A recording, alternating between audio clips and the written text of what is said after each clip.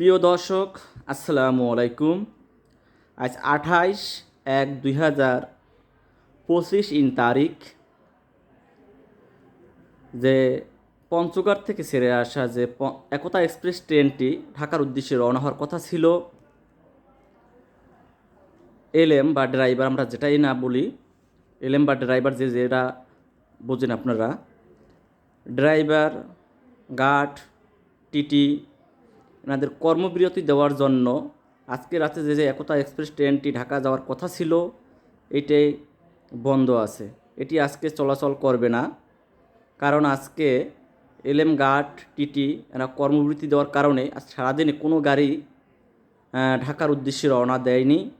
তাই আজকে রাতের একতা এক্সপ্রেস ট্রেনটিও বন্ধ থাকবে। তাই আপনারা যারা অনলাইন বা অফলাইনে টিকিট কাটছেন, তারা অনলাইনে ক্যান্সেল করবেন, আর যারা কাউন্টারে টিকিট কাটছেন তারা কাউন্টারে এসে আপনাদের টিকিট রিফান্ড করবেন। আর এই ভিডিওটি সবাইকে দেখার জন্য বেশি বেশি করে শেয়ার করে দিন, যাতে সবাই জানতে পারে আজকে একতা এক্সপ্রেস ট্রেনটি বন্ধ আছে।